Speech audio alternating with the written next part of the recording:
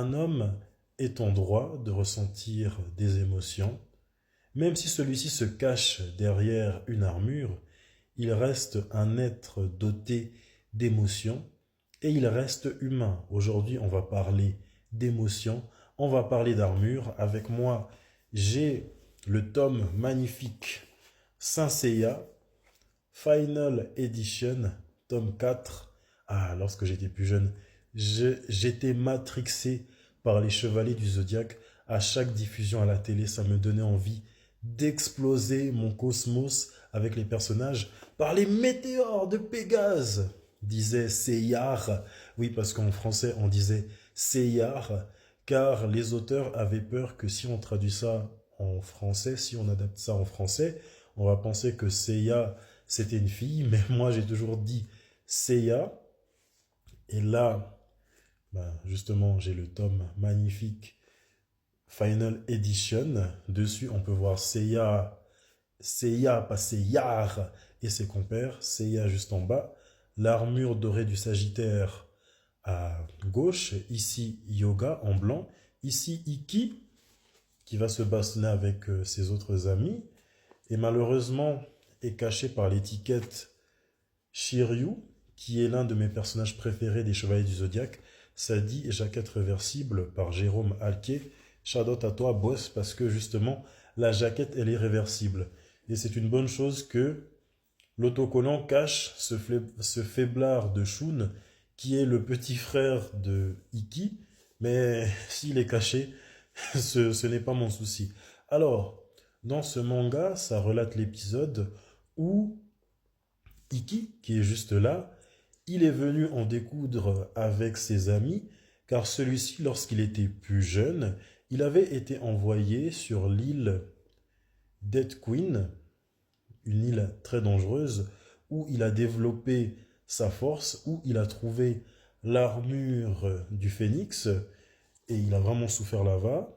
Il a voulu se venger du sanctuaire en affrontant ses amis, qui lui ont fait retrouver la raison en lui disant que ça ne sert à rien de se venger. Et là, on a appris que tous les orphelins, ils étaient frères. Et ça, c'était un détail que j'avais totalement oublié des Chevaliers du Zodiaque.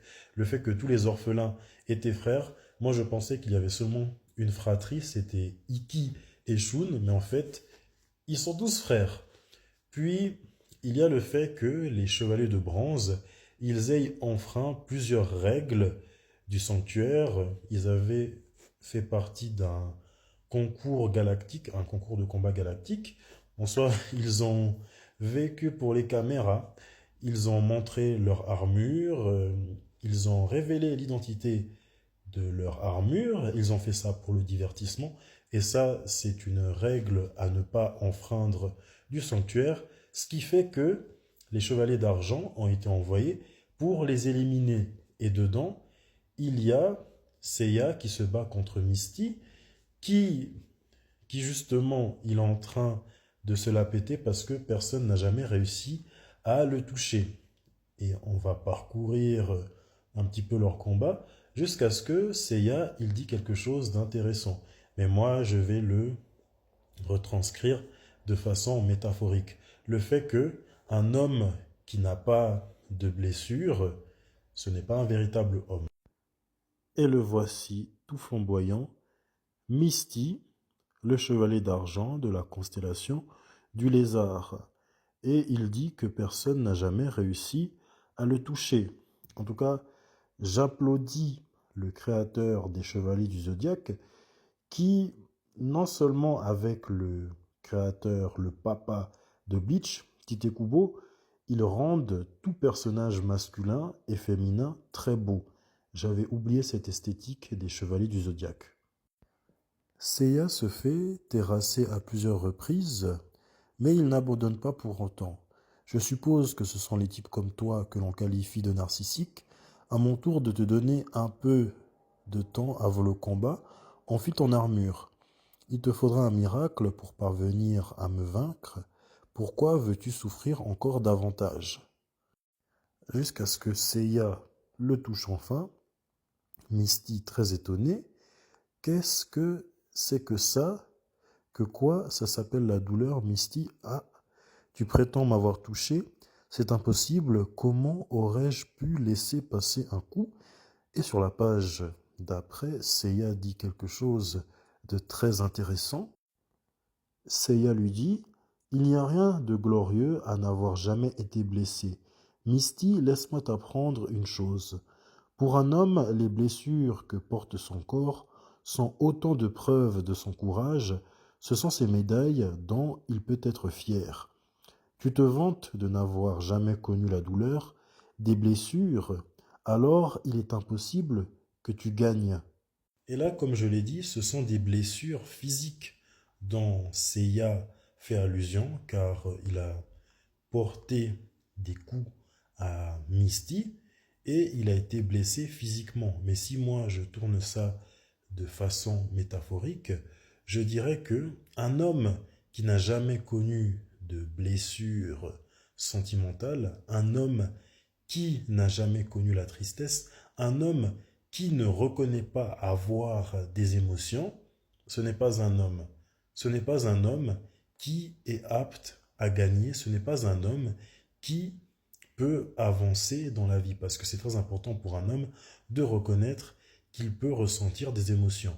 Lorsque moi, je fais des vidéos pour encourager les hommes à embrasser leurs émotions, ce n'est pas pour que ceux-ci, ils passent leur journée à dire qu'ils sont faibles, ce n'est pas pour dire qu'ils sont des pleurnichards, c'est juste pour dire que un homme qui reconnaît ses émotions, c'est badass.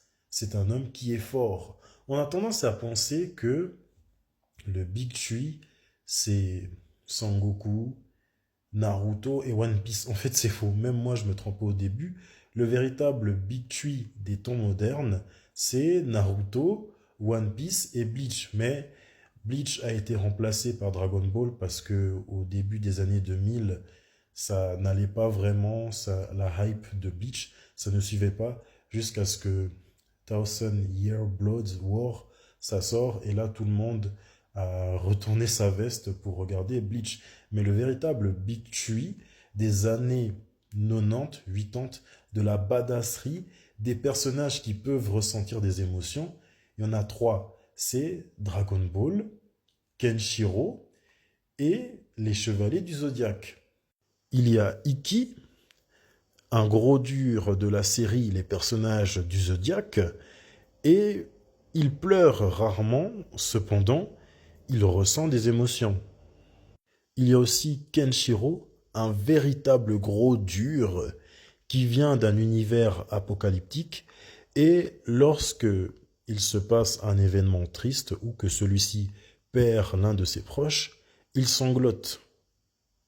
On a aussi Sangoku, un personnage bien balèze avec lequel on a grandi, mis à part les Chevaliers du Zodiaque et Kenshiro. On s'est beaucoup attaché à Sangoku et on ne peut le remplacer parce que c'est un personnage qui ressent des émotions. Et je dirais que c'est vraiment ça la force des animés d'avant, c'est que les personnages pouvaient ressentir des émotions, ce qui fait que on s'attachait plus vite à eux. Avec les animés modernes, bien sûr qu'on s'attache aux personnages, cependant, les, les auteurs, ils n'arrivent pas très bien à développer les émotions des personnages, ce qui fait qu'ils préfèrent se rattraper sur la qualité des animés. Oui, la qualité des animés d'aujourd'hui, c'est magnifique, mais sur la personnalité des personnages, malheureusement, ce n'est pas toujours ça.